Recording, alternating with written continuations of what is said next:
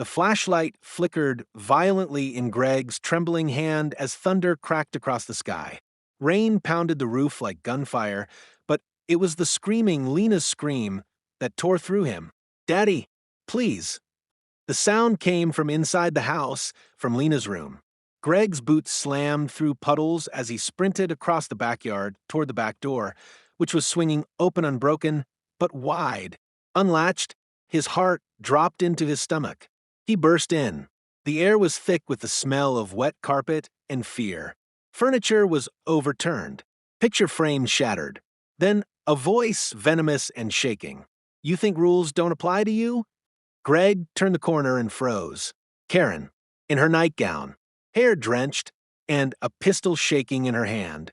The barrel was pressed into the mouth of his 11-year-old daughter, who was curled into a sobbing heap on the bedroom floor, unable to speak, unable to move, her fingers tightly gripping her stuffed therapy dog like it could somehow stop a bullet. Greg's blood ran cold. Karen's voice cracked with rage. "No talking during quiet hours. I warned you, didn't I?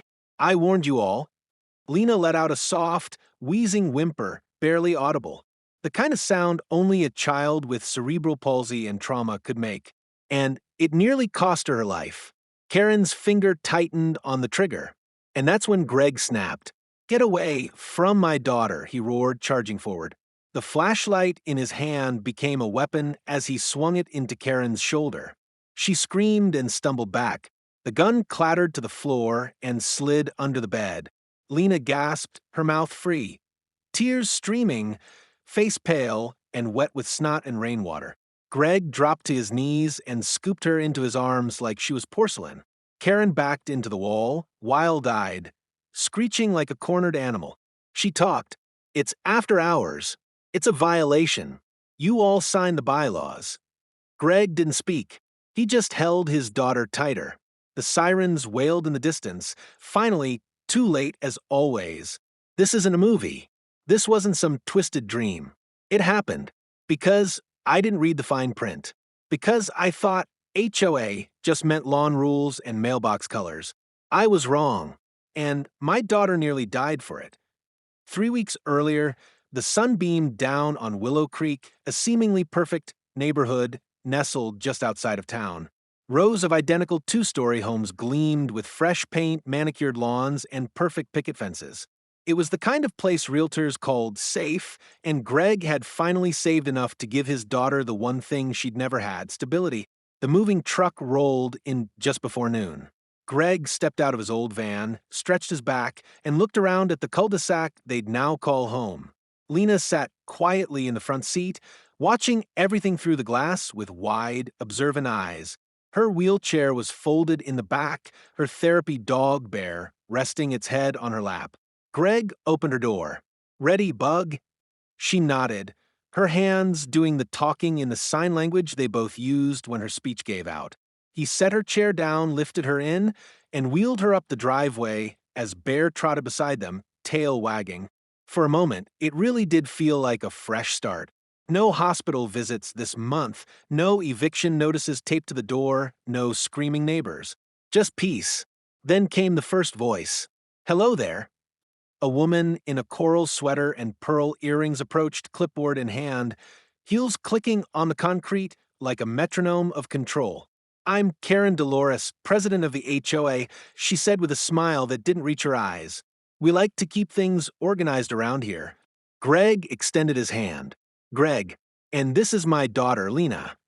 Karen glanced at Lena's wheelchair but said nothing. Instead, she held out a printed document with highlighted sections. Just a few notes for newcomers: lawn maintenance schedule, parking rules, and noise policies. "We enforce quiet hours after 9 p.m. strictly." Greg took the paper slowly. Karen leaned down to eye level with Lena and forced a smile. "And I'm sure you will be a little angel, won't you?" Lena blinked. Bear growled faintly. Karen stepped back. "Some dogs get territorial. You'll want to keep him leashed at all times. It's in the bylaws." And just like that, she turned and walked away. Later that evening, after boxes were unpacked and Lena's posters taped to her wall, Greg wheeled her out to the driveway for some fresh air. She smiled as Bear played fetch with himself, nudging a ball down the slope of the driveway. "You like it here?" he asked. She nodded.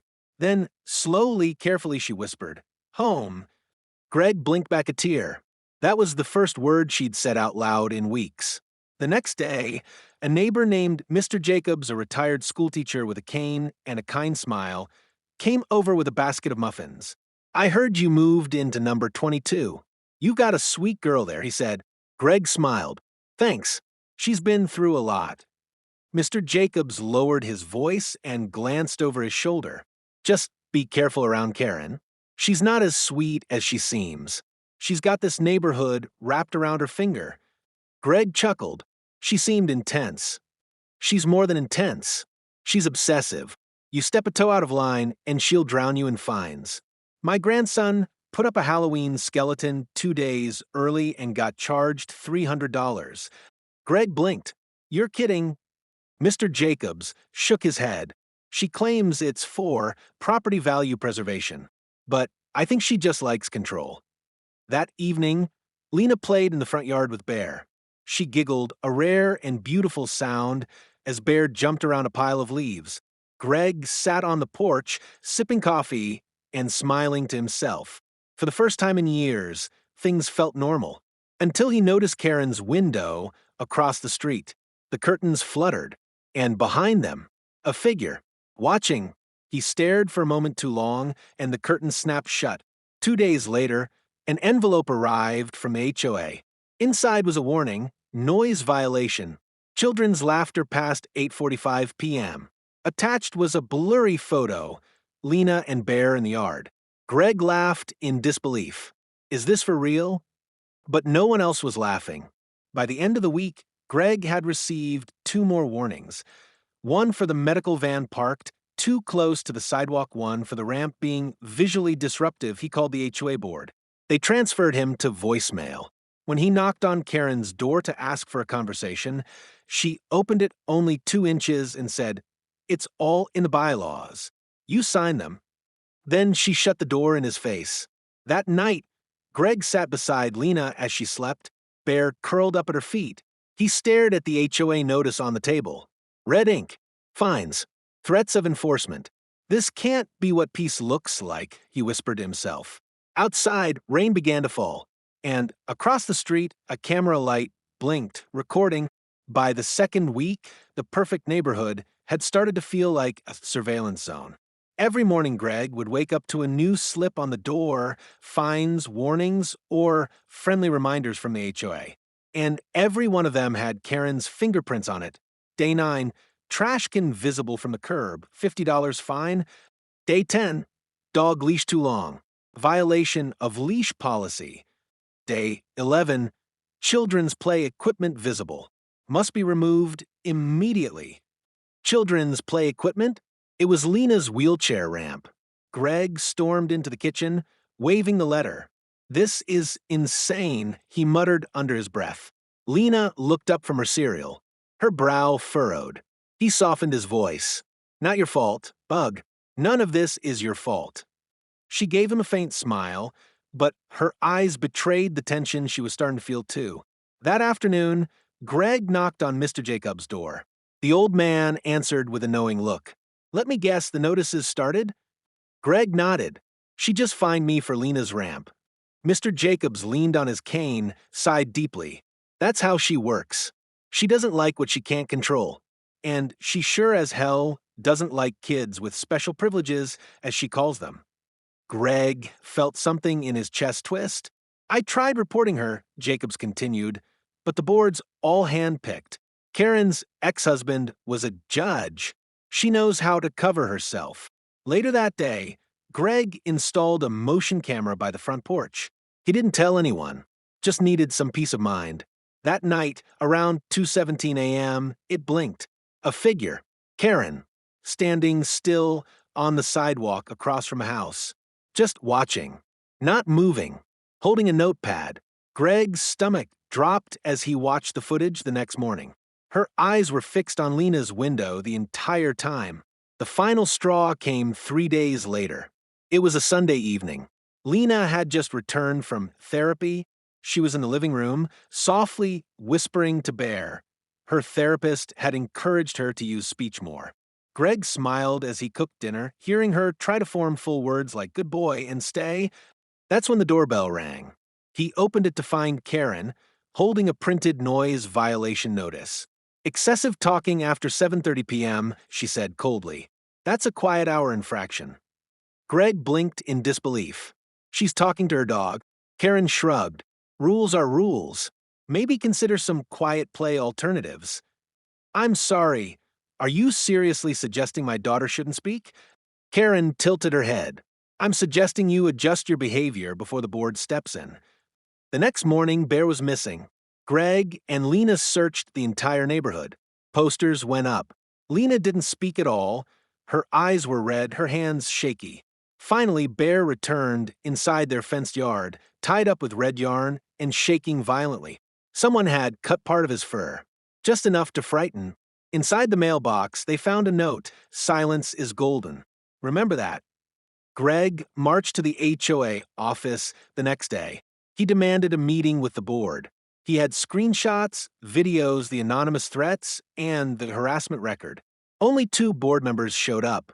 Neither of them seemed concerned. We reviewed your camera footage, one said.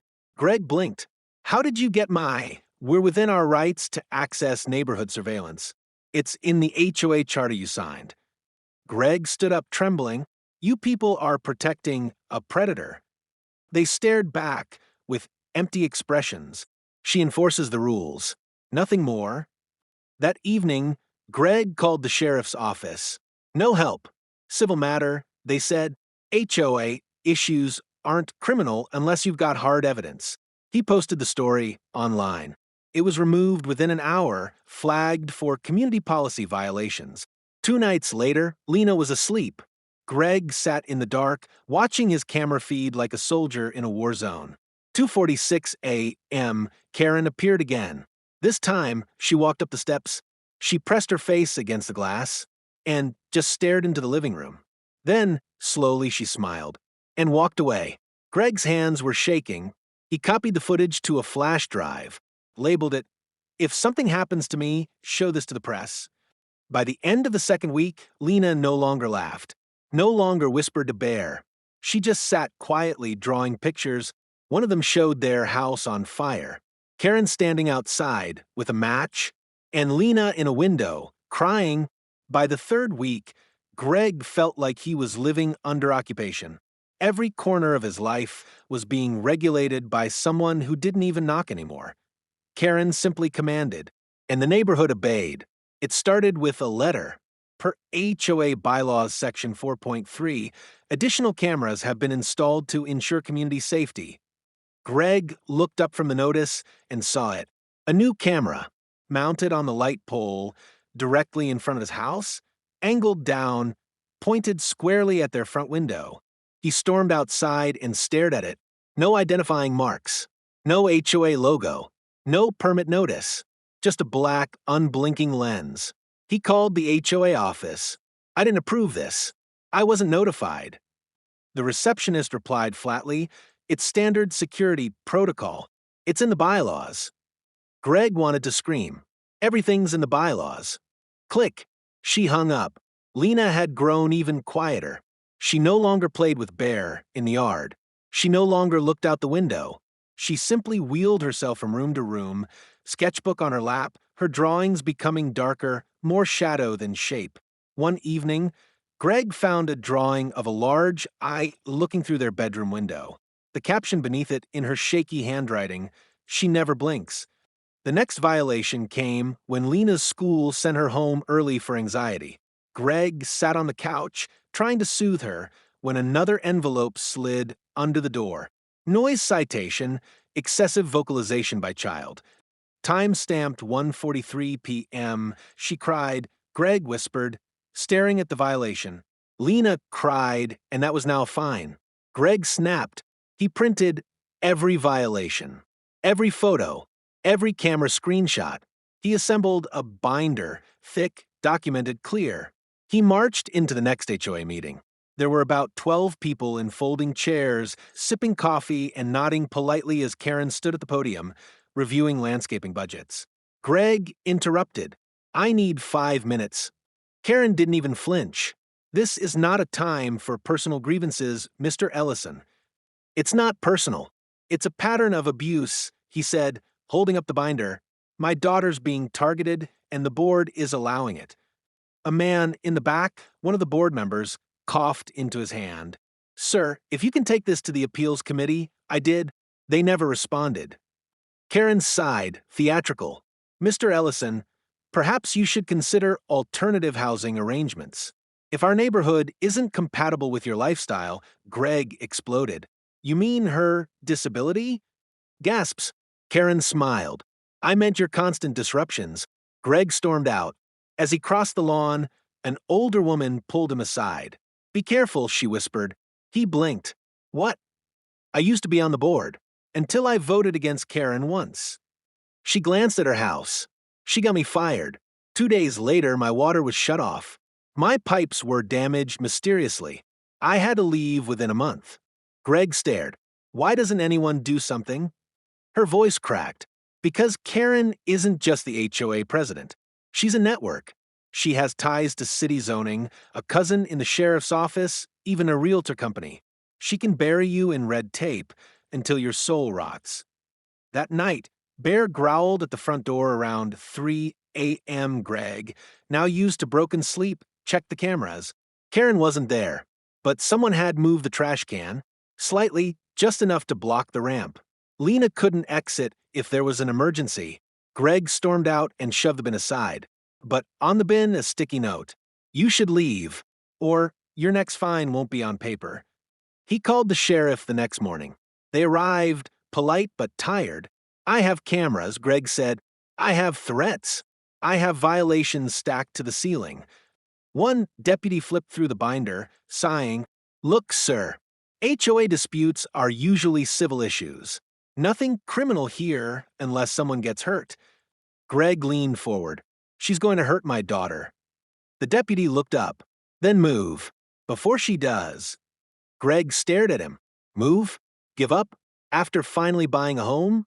After finally giving Lena a place that felt permanent? No, that wasn't an option. He went online, posted everything. Reddit, Facebook, YouTube, a full video breakdown, how my HOA is silently abusing my disabled daughter. He added the footage, the letters, the cameras. The video had 12,000 views within 4 hours. And then it vanished, flagged for privacy violations. He appealed, rejected. His IP was now restricted on most of the forums. Greg's heart sank. Even the internet didn't want to help. Lena barely spoke anymore. Her therapist called. She's regressing, Greg. I'm worried. He stared out the window at the camera. The blinking light. Always recording. Always watching. 3 nights later, Lena screamed. Greg rushed in, heart racing. She was in her bed, covered in sweat, eyes wide, pointing toward the window. I saw her, she whispered. Inside. Greg checked every room, every door, every lock. Nothing. Then he found it. A single boot print. Inside. By the sliding glass door. The storm started around midnight. Heavy rain lashed the windows. Thunder cracked every few seconds. But inside the Ellison home, it was calm, quiet except for the soft hum of Lena's white noise machine and the low, rhythmic breathing of Bear curled beside her bed. Greg had fallen asleep on the couch again. He kept the lights low now, the cameras running, the security feed mirrored on his laptop. His body was tense even in sleep, one hand still loosely gripping his flashlight like a weapon. 2:06 a.m. A click. Not thunder. Not the house settling. A door. Unlocking. Greg's eyes snapped open. He checked the feed. Back door open. Just slightly. A sliver of night slicing across the kitchen floor. He leapt up. His heart thundered as he grabbed the flashlight and a metal bat he'd kept under the couch. Lena, he whispered to himself. He sprinted down the hallway. Inside her room, Lena was awake. Eyes wide, hands trembling. Bear was barking frantically, then whimpering, backing toward the closet, and standing above her. Karen, soaked to the bone, hair matted to her forehead, holding a gun. mouth twisted in fury, eyes dead. "You don't get to make noise after hours," she screamed. Lena cried out, a hoarse, broken noise, and tried to press herself against the wall, but Karen grabbed her arm. "I warned you," she hissed. Lena sobbed. Bear lunged and was kicked hard across the room. He yelped, hitting the dresser with a sickening thud. Then, Karen pointed the gun at Lena's mouth. Her hands shook violently, but her finger it began to squeeze. That's when Greg slammed into the room. "Get away from her." He tackled Karen from the side. The gun discharged, a deafening bang that shattered a lamp and scorched the wall. Karen screamed and clawed at him. Greg punched her shoulder, knocked the weapon loose. It slid under the bed. Karen raked his face with her nails, but he shoved her into the dresser. She crashed to the floor. He dropped to Lena, who was sobbing hysterically, shaking all over, unable to form words. "SHHH, I got you," Greg whispered, holding her close. "You're safe now. I'm here." Bear limped toward them, growling low, ears flat. Karen slowly stood, bleeding from her lip, hair hanging like seaweed across her face. "She broke the rules," she muttered. She talked during quiet hours. "I have it on record. I can prove." Greg pointed the flashlight at her, shaking. "If you take one more step," she looked at Lena, "your daughter is a menace. This neighborhood doesn't want her. I've got every HOA file. I've got the power." Blue and red lights flashed through the bedroom windows. Sirens. Someone had called the police.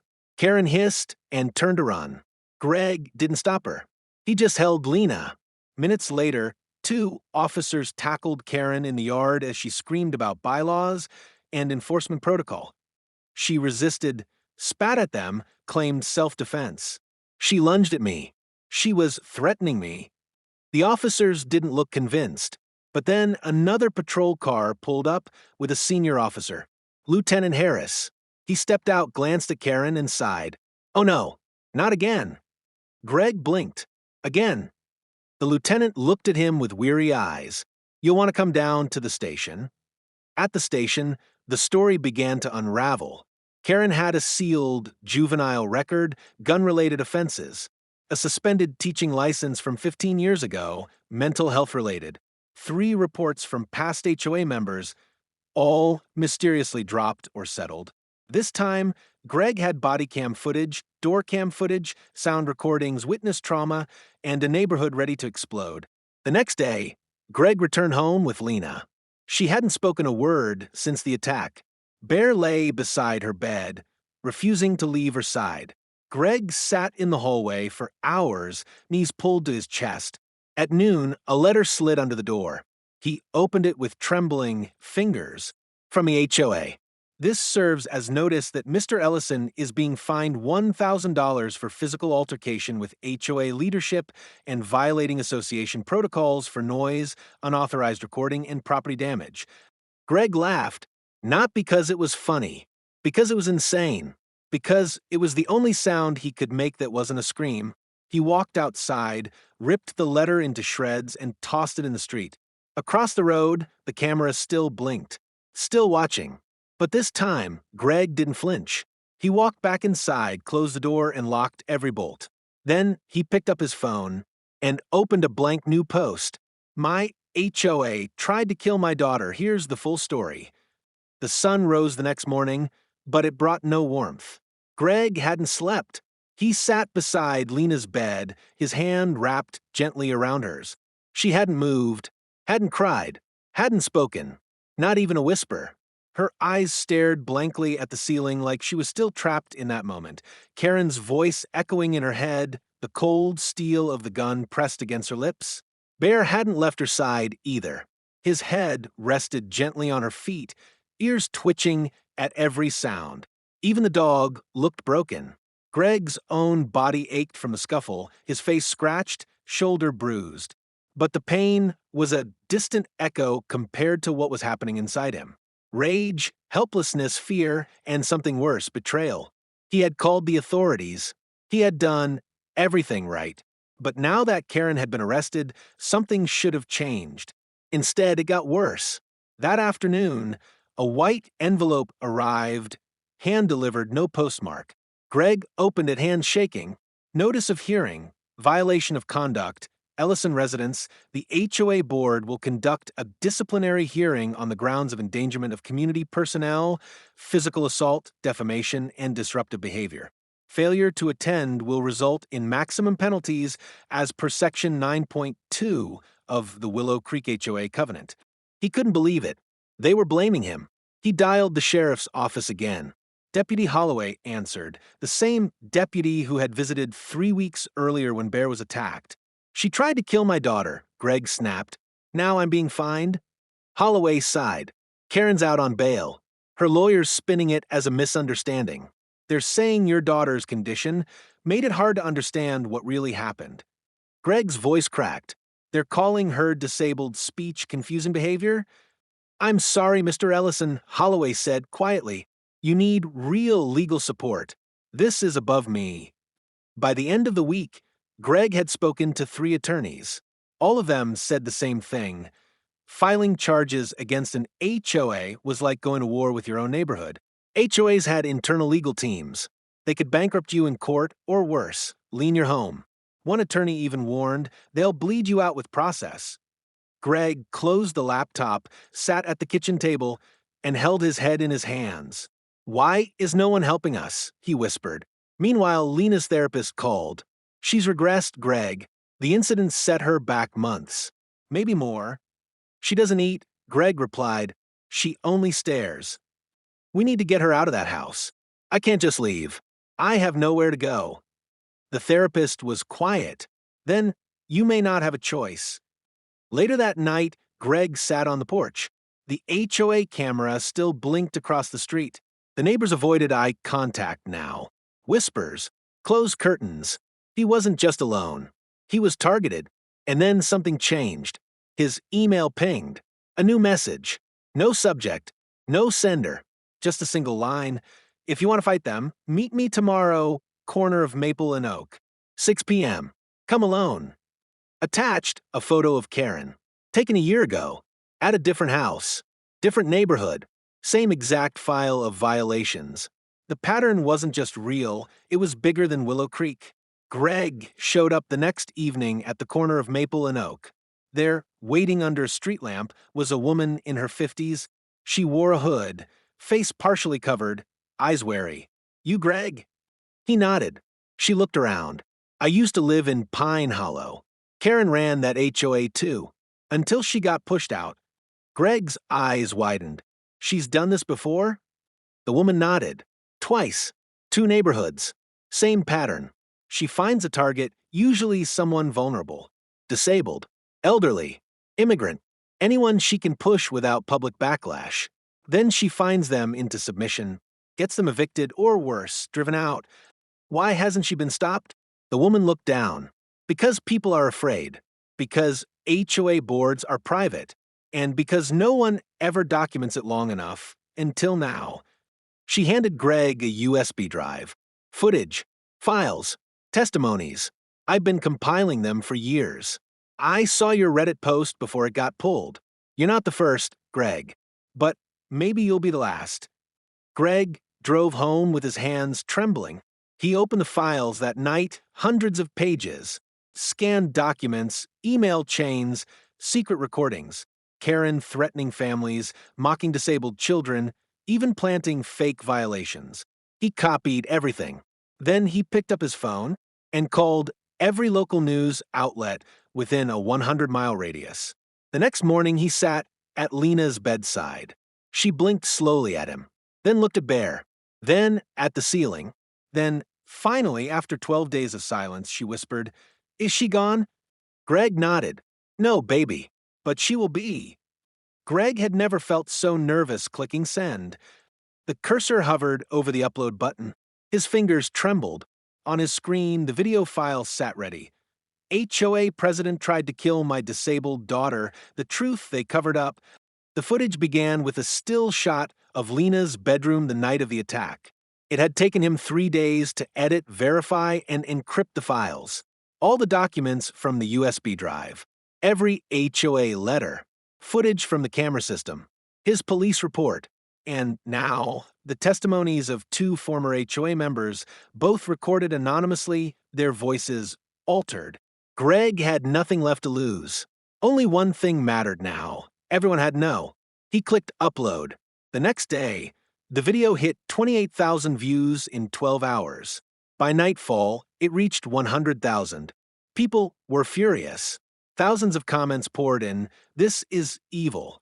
Sue the hell out of her. I used to work for an HOA. This abuse is real. Why isn't this woman in jail? You're a hero, Greg. Stay strong for your daughter. Local news stations called nonstop. One anchor from Channel 8 News asked for an exclusive. Greg agreed. That night, he sat across from the anchor, a soft-spoken woman named Marissa Clay, in her office studio. Greg, she asked gently, when you moved into Willow Creek, did you ever imagine this would happen? Greg stared into the camera. No, I thought I was giving my daughter a future. But I walked us straight into a nightmare. The footage aired the next evening, and that was the match that lit the fire. Karen Dolores' name was everywhere. Blog headlines exploded. HOA president accused of targeting disabled girl with gun, Willow Creek HOA under fire for corruption and abuse. Who's protecting Karen Dolores? More victims came forward. A veteran from another HOA posted on Facebook. She tried to evict me over a flag on my porch. Same tactics. Same threats. A single mother in Pine Hollow uploaded her old fine notices. Identical formatting. Same signature. Same red ink. It was a pattern. A machine. And Karen was the face of it. The HOA board released a statement. Ms. Dolores' actions were unauthorized and not condoned by our committee. We will fully cooperate with any investigation and have voted to suspend her leadership pending review. But Greg wasn't fooled. He leaked the recorded phone call with HOA Treasurer Mark Lindley, the one where he said she enforces the rules. Nothing more. That recording aired on the radio and destroyed the board's credibility overnight. Within 48 hours, 3 board members resigned. 2 city officials called for a state-level HOA audit. And Karen Dolores vanished. She didn't answer her phone. Her home was dark. No one knew where she was. Greg didn't stop. He went live on YouTube. This time, Lena was beside him. She didn't speak, not yet, but she smiled softly as he held her hand. This is my daughter, Lena, he said. She's the bravest person I know. And this is not just about her. It's about every family being silenced by those who abuse power. The stream hit 30,000 live viewers. Donations poured in. A lawyer from Florida, an HOA abuse specialist, offered pro bono legal support. A family therapist offered sessions for Lena. Viewers organized a GoFundMe, which crossed $80,000 in 2 days. The world had seen what Willow Creek tried to bury. And then came the knock. Greg opened the door. A woman stood there, sharp suit, determined eyes, folder in hand. Mr. Ellison, I'm Detective Ramona Easton, HOA Fraud Division. We're launching a full investigation into Karen Dolores and her history across the state. She handed him a formal document. Karen had no authority to install surveillance equipment. She violated federal disability law, and based on the evidence you submitted, she may face charges of attempted assault with a deadly weapon. Greg exhaled, the kind of breath he hadn't taken in months. But we need one more thing, Easton added. Her location. Greg paused. Then he remembered the anonymous woman, the former HOA board member who gave him the USB. He opened an old message thread. One unread message. She always runs to her brother's cabin when she's cornered. Small property, Lake Wren. No HOA there. Thought you should know. He forwarded it to Easton. I hope you find her before she finds someone else. 2 days later, Karen Dolores was arrested at the cabin. She resisted, again, screamed about bylaws, called the arrest illegal, and said Greg had fabricated the whole thing. But this time, the world was watching, and no one believed her. That night, Greg stood on his porch. The HOA cameras had been taken down.